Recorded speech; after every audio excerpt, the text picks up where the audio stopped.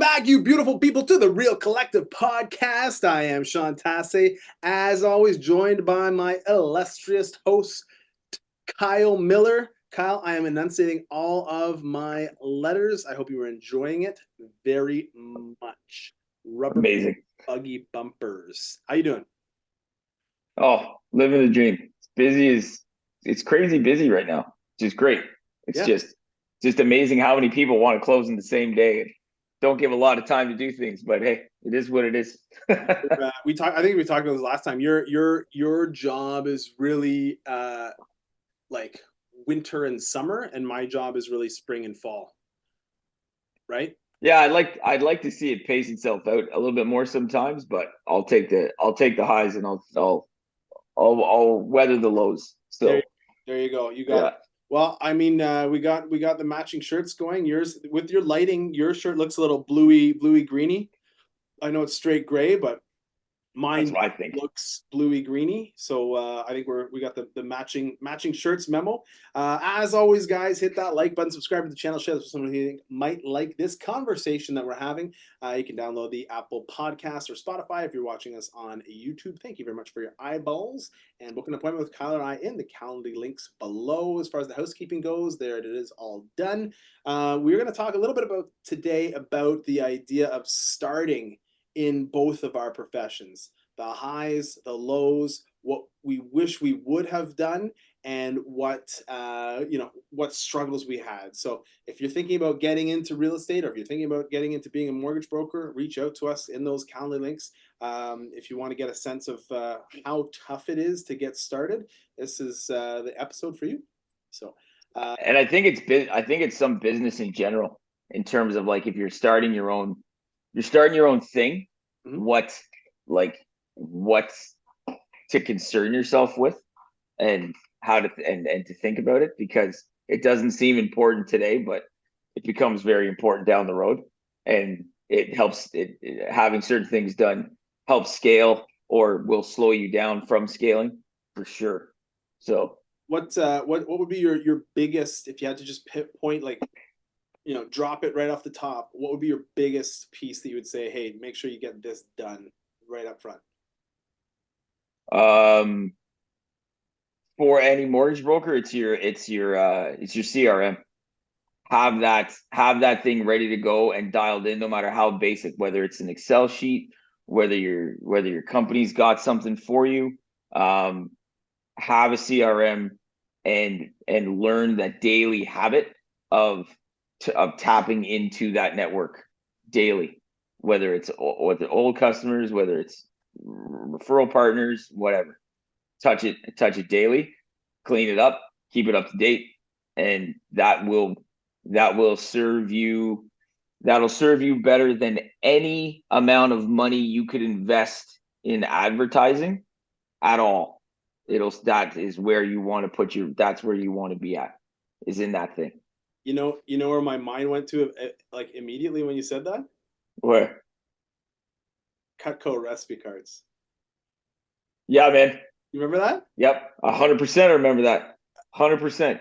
So for those of you watching who don't know where Kyle and I met each other originally, we both worked at a company called Vector Marketing that sold Cutco knives. If you've ever been to one of your rich friends' houses, they normally have Cutco knives there. If you don't have them yourself, I don't know if that's what you find, but all the time it's like you walk into someone's house and like, oh, you got a nice house. Oh, look at that, you got Cutco knives. Someone got. But they're good knives. I mean, good things to say about it. But I'll tell you, in terms of sales training, we both got the same thing, which is, write out your list, get your names, get your phone numbers, every single person that you know, and leverage that list. That's what it was, right? That's the sales game. And this is absolutely a sales thing. It's about touching. Yeah, now for sure, we're a little bit more high tech with CRMs that can automate and do all that kind of stuff for you. We've built out a really robust CRM. That's one of the value propositions that we offer to the agents on the team here, is that CRM does a lot of stuff that might sort of fall through the cracks. But yeah, that is one thing that I tell to all the agents that are starting here is get your list, get names, phone numbers, email addresses, and physical addresses, and put every single person who you know on that list. I remember one of the first things that they had us do at Vector, like the first day of training, write down 100 people that you know or 200 people that you know. Who are they? Doctors, dentists, whatever. They didn't tell us what they were going to do with it. They just sent us home like whoever writes down the most people wins. And so I remember going home and I wrote down on a piece of paper probably like 200 people, right? And you know what? There was my list. My list was born. And it wasn't until the next day that I came back with the list that they said, "Oh, okay, now get the phone numbers, get the names, get the addresses, get the email addresses for all these people." Like, "Oh, okay, now it's more work."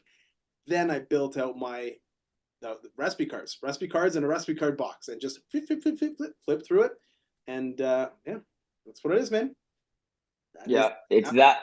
That's the very first thing. And I think the second thing I would say, and this is because I'm in this jam now, is I've been the last year and a bit been I had an assistant and then she retired, and then I was trying to bring on a different assistant and realized that as kind of a lone wolf industry, right? Like I do the majority of it by myself. I have a team that does documents, and I used to have an assistant who would do different things for me to leave me open to do more.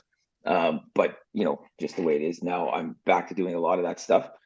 Is as you're learning, document your learning, because that becomes what they call your SOPs, your standing operating procedures.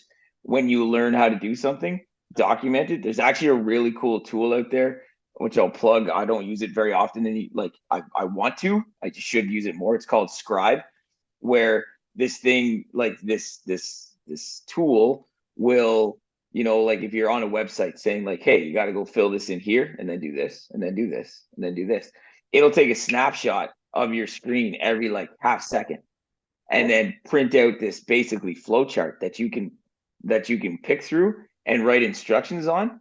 So it's like how to order an appraisal, how to plug into this thing on this website, how to do this. And you can have all these things set up, and you just create, as you're learning, you create your standard operating procedure. So if someone comes in and says, how do I do this? You're like, it's in the book. And it's the book that works because you did it and you lived it. Yes. And then they can update it like and we're behind now in doing that because I didn't do it. Yep. And everything I know is here, not there. Yes. We used an app called Loom.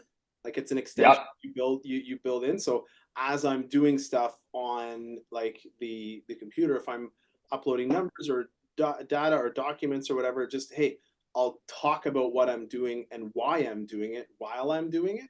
And then use that to build out our sort of video SOPs. And we've got the same thing, a lot of videos for the like the appointments that we have, like training for the other agents and stuff like that. But yeah, it's certainly a helpful tool. Another one for me, Loom can do that? Yeah. Well, Loom is just like cool. Head in the bottom corner as you're recording whatever you're recording. So I see. Yeah, it's like my bombs. Yeah, okay. I got it. I see what you're saying. Yeah. So you just go through and you say, hey, I'm going to, click through, and you're just a talking head in the bottom corner as you're sharing whatever's on your screen. And you just screen record that, right? And now you've got you explaining what you're doing while you're showing what you're doing on your screen. Because a lot of what we're doing is clicking on screen, right? Like what you're talking about. So I think that's a really helpful tool. The other my other piece is get your taxes in order. There's so many realtors who did not do their taxes properly in terms of putting money away, make all this money, and then not have any of it left to pay taxes come the end of the year. So get a sense of how much you're going to make, and then make sure you put enough aside to be able to cover those costs. That's way easier said than done. Absolutely. And I think that leads to another thing, which I would say is, if you're coming into an industry like this, like all power to you if you can go in like 2 feet and make it work and, still save money for taxes and all that stuff. But for a lot of us, I think it was like it's way easier if you have a cushion to fall back on, because then you're not starting at zero, getting your commission, and all the splits and pieces that come off it, then the tax, and then you're left with the little bit going, I can't survive on that. I needed that full piece to survive on. Right. but and you're and then you're right behind the eight ball the Yeah. whole time. Yeah. So it's that's the thing. If you can come in, if I could do it again, I would handle my CRM better, and I would come in with a cushion as much as I could, for Yeah. sure. Yeah. And it's what do? You can't go back in time and fix it, but absolutely, Oh, if you're thinking about starting, these are things that you want to put in place so that you can be successful for sure. We also wanted to talk a little bit about what some of the struggles or challenges were that we faced at the beginning, and I think we'll get into that in the second half. But before we do, take a quick pause, a little bit more about what suggestions you would give to someone who's starting out. For me, it's you got to work all the time. This isn't 9 to 5, Monday to Friday.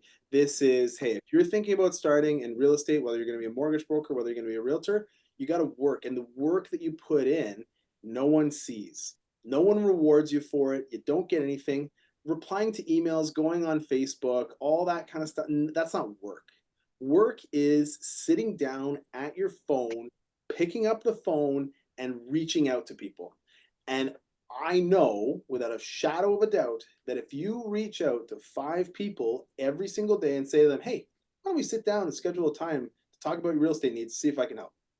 I'm certain I have the proven track results to show that if you do that 5 times a day, 5 days a week, not even 7 days a week, 5 times a day, 5 days a week, you will make $100,000 being a real estate agent.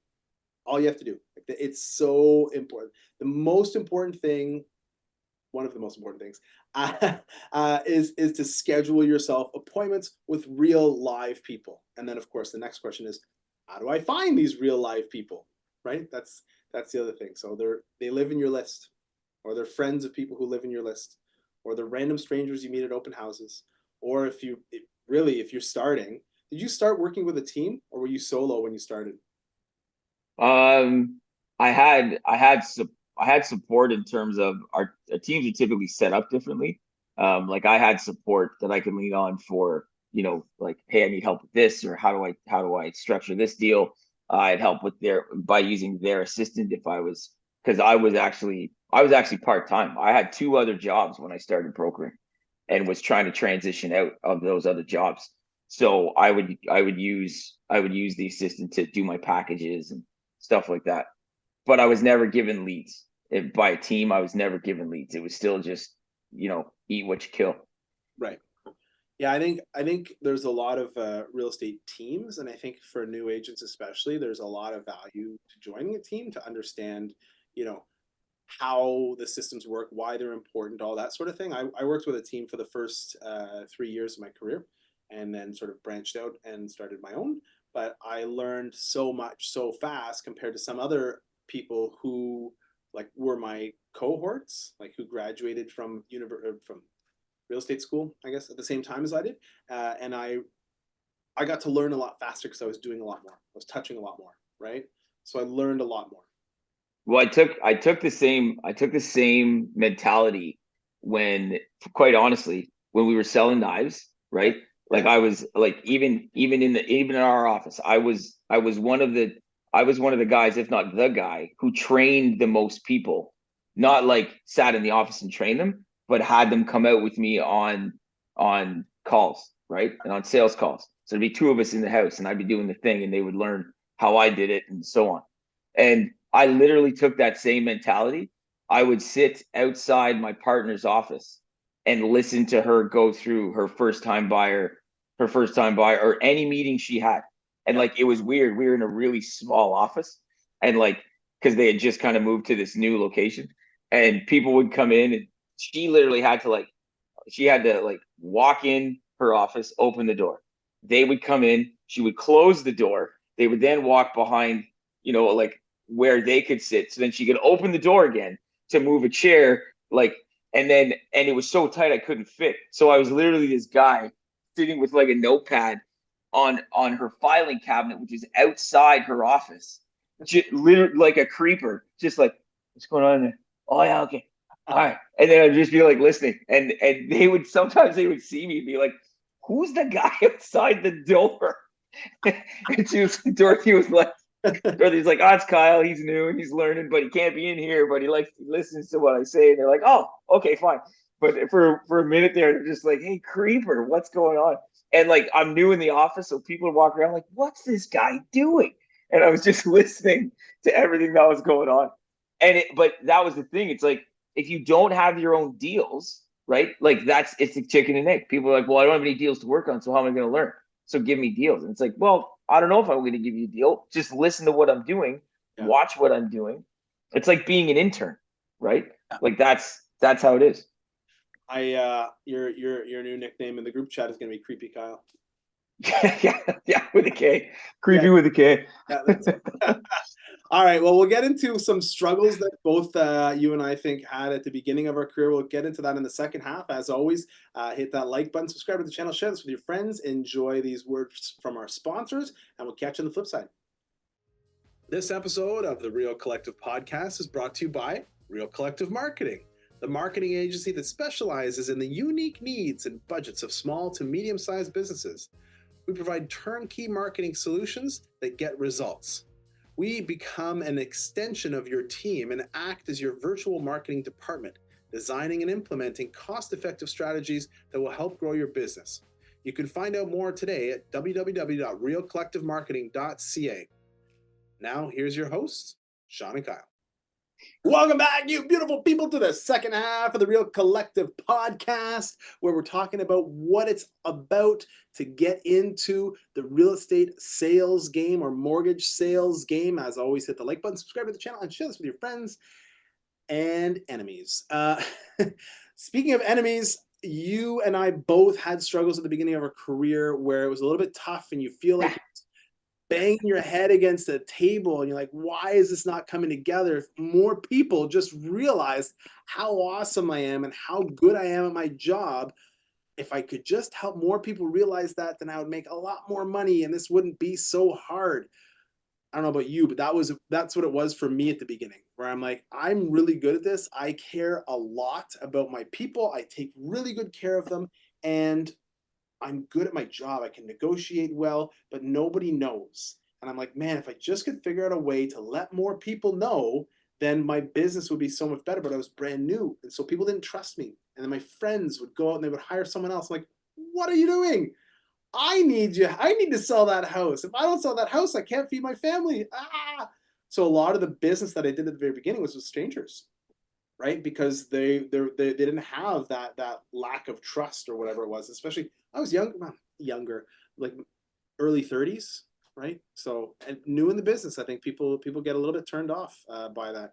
So I think over. And not to jump in for a sec, but not to crush on the realtors either. But you guys as a group promote, like, say that you're like, hey, you dealing with experienced agent, not some rookie agent who just started, Yeah, this part-time lady, yeah, right? Or for example, who's yeah, just doing this, who's only doing 4 deals a year, right? right, You guys push that yeah, as a thing. yeah. So Well, and I mean, I think that that's what people want. Sorry to say it, and it makes it harder to get started for sure, because you're talking about a lot of money, learning how. I guess I worked in the car business before the real estate business, and learning, I knew nothing about cars when I started in the car business, and I was very successful at it because I'm a salesperson. I'm good at sales, right? And when I got into the real estate world, I knew nothing about houses. I learned as much as I could, as quickly as I could, and I did really well in the courses, but I didn't know the lingo. I didn't know how to talk about it. I didn't know what to say. I didn't know the scripts. I didn't know the dialogues. I had to learn that. And like I said, I learned a lot faster because I was there, but I stumbled a lot of times, and I worked with people that I don't think I would have chosen to work with if I was at the spot where I am in my career now. Um, yeah. What about you? Any challenges or struggles when you started? I mean, it was all a struggle, right? It was a grind. It was a push. It was a hustle. oh yeah, for sure. It was just it's it was it was trying to give people the confidence that you knew what you were doing, Mm. even though you were new. And that's where the personality comes, I think, comes through, is that it's speaking with that conviction. and understand and being able to explain things in a way that have you sounding like the expert, even though you may not be. And I don't want it to sound like we're trying to manipulate or lie to people, No, but no. it's like, but you can learn enough very quickly to still position yourself as someone who knows what's up, Yes. right? Yeah. Yeah. And and then being humble enough at the same point to be like, hey, I don't know the answer to that, but give me a minute, right? And I'll find that out. And the right people will give you the chance, and that's where it snowballs Yeah. from. Yes. That's where it snowballs from. That's absolutely that it is. You're right. That's exactly the right word. It is a snowball thing. And again, I go back to vector marketing, right? It's like one of the things that you would always do before you leave is, hey, where's my next appointment coming from? You ask your client, you're like, hey, if you can give me 30 names of people to call, I will give you these scissors or whatever it is, right? And it is a snowball, right? It's like if you do an exceptionally good job, Ottawa's really small. If you do an exceptionally good job, you might get 3 leads from it. If you do a terrible job, everybody and their kid is going to hear about it. But so bad news tends to travel faster than good news. But yeah, if you do a really good job, then you should be able to parlay that into another transaction, right? And I think you just have to go out there and keep working, right? Like you just, And it's about being visible without being pushy about it, yeah. right? Like I think that's the beauty of social media. Like that would be another thing is is build that audience. And there's tons of ways to do that, and that's a different podcast in itself. But that's the thing, like to be there and be in people's faces. And it's because it's amazing how much, as much as you can be in someone's face, they still don't know what you do. I still get asked all the time if I could help them buy their house, all the time. Oh wow. And I'm like, and these are clients I've actually done business with. And they're like, hey, I need your help to buy my next house. I'm like, okay, so I'll do the financing. You're like, well, can we set up showings? I'm like, not me. Like, that's not what I do. Right. Like, yeah, like we'll refer that out, but that's not what I do. Right. Or people have no idea what company I work for. They have no clue what company I work for. They're like, how's that Ottawa mortgage architect broker thing you doing? I'm like, what? Like, what is going on? You know? And I'm like, and they're on my mailing list every month, like every month. And but that what they remember, but they know Kyle does mortgages. They I got don't care who I work with. They just know I do the mortgage for them. I gotta say, you guys got a good jingle, man. Really good jingle. Oh, I know. I I know. It's catchy. It's there. It stays there. It's an so, earworm. so absolutely. So the struggle that I found, especially early on in my career, was about this cycles of real estate and how the market plays a big role in my my business or my busyness. And my very first, I started in April, and in my first year, I think I did like 8 transactions. And my second year, and I did probably about 150, 120 consultations with potential clients. So I sat down with 120 people, and I only sold 8 houses. And the second year, I sold 24 houses, and I probably sat down with the same amount of people, but it was like honing that craft of, hey, how do I do this presentation so that people know me, like me, trust me, especially people who I've never met before, right? And what I found is that the seasonality of this business made it very hard and very unpredictable, because I came in thinking, oh, hey, you know what? I'm going to be the kind of guy who does 50 deals a year, 50 to 100. No problem. No problem. You guys don't know me, right? No, Sean, I don't think you're going to do that many. No, no, I know myself. This is going to be easy. What's the top guy do? Oh, the top guy does 30. 50, no problem, right? That was my mentality coming into it. Very humbling to realize that I did not. And I would also say that it's a big mental game. I was really distraught in the winter time, right? Because not a lot of closings, not a lot of transactions. And by the first winter, remember I started in April. So by the first time that winter rolled around, so December, January, February, I was like, where's the money? Like there is no closings. I've got to figure out a way to float my life, and I've got nothing in the pipeline. I don't have any deals that I'm working on. I've got no money coming in. Am I ever going to sell a house again? And it was a big mental game. And I remember at the time, my coach, my team leader, he was like, "Look, just keep doing the thing, keep doing the work. It will come. Just keep at it. You know." And I was honestly, man, I was the guy who was in the office 9 to 5, no kids, jamming the phones, trying my hardest to book appointments, right? And it really came together after my first full 12 months. And I started to understand what it was, but I really had to keep pushing at it. And so the term that I heard used was doing within while doing without. And knowing, hey, you know what, I'm good. If I can just get in front of enough people, if I can just get in front of the right people, I'll be okay. I just have to find a way to get in front of these people and keep pushing, keep doing it. Don't give up. Don't leave before the magic happens, right? And that was really challenging, especially my first winter, and even my second winter was the same thing. Where I'm like, oh my goodness, how am I gonna do this every year, right? And then the more you get into it, the more you're like, oh, okay, here's how you do it, right? Yeah, and that's the part where people lose because they come in. I think when people come into the sales game, especially if they're not in sales or have been in a different portion, and I'll get to an example, but they, you think, if you come from a different area, like a different industry, you may think you're very well known and very important. And you come into a game like this where, you can throw a rock anywhere and hit a lawyer, a mortgage broker, a real estate agent. And just, like that's it, there's a lot of us there. Yeah. So all of a sudden you are not that important. And when you start looking through you start making your phone calls, be like, hey, I'm in real estate, or hey, I'm a mortgage broker. There's a lot of people you find out real quick who are like, I good for you. I already got a guy. Yeah, I got a relationship, and I'm not dumping that relationship just for you, that's right. right? Like that's a big deal. And I see that a lot happen with the people who leave the bank and come to the broker side, Yeah, right? My old assistant Sue, who was phenomenal, and she changed my business when she joined my team. She changed my business for the better.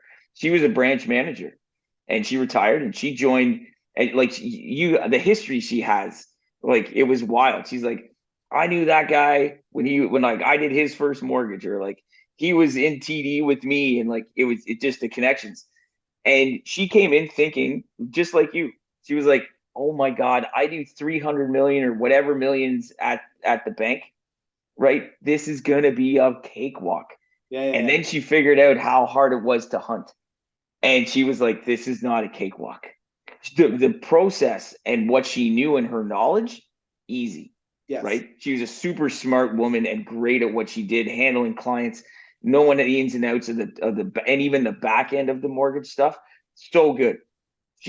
But hunting wasn't her wasn't her thing because at the bank, people just walked in, that's right. Yeah, right? So that was a humbling moment. I know she said that. That was a humbling moment. I would say definitely you wait. I saw a thing, right? As salespeople, as realtors, we wake up every day unemployed and we're looking to find someone to hire us. That's what it is Yep. every day. And that's why what you can't control when someone says they're going to hire you, what you can control as a salesperson, how many appointments you schedule. That's what it is. That's the most important thing. I'll say it again and again. Everything else aside, what your website looks like, who you are, who you talk to, all that sort of stuff. If you schedule, if you ask 5 people a day to schedule an appointment with you, you will be okay. That is what it comes down to. And some of it's hunting, like you say, some of it's farming, some of it's creating long-term relationships, right? And it's, you don't get a deal today or you don't get an appointment today, right? Because really for us as real estate agents, the sale doesn't come when you sell the house. The sale comes when someone says, "Yeah, you know what? I'll hire you. You can sell my house. You can help me buy a house." That's the sale, right? I right now I have a clients, and this is just a funny story, interesting story. I have clients who reached out and they're like, "Hey, I just want to re-update This one guy, well, I want to re-update my pre-approval from last time. And I'm like, last time? I'm like, okay. I knew the name, but I'm like, I wonder how long ago that was. And it was sometime back in 2023. And he's like, and then he started getting into it, and I redid it and sent him my video. And then he's like, I'm like, well, let's add your girlfriend and let's see what this goes. So then we did that and got that done. And then the agent called and was like, yeah, how are we doing with the financing? I'm like, I don't even know that I'm working with these people. Like I've done this stuff, but they haven't gone back to me about any feedback from what I told them they could or couldn't do.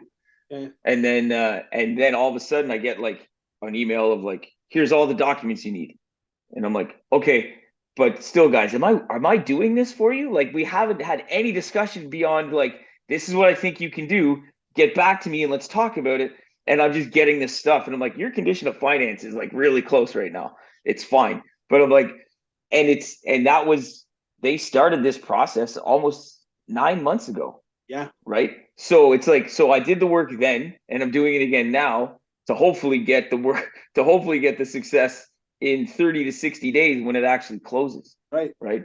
So it's it's an interesting thing in that farming and just talking to those people. You don't know when they're going to show up. I've 100% done deals with people who I talked to a year ago, yeah, and a year and a half ago. Right. Or clients who are like, hey, next time I'm coming to you. 2 years later, they're like, told you my mortgage is up. I wanted to work with you.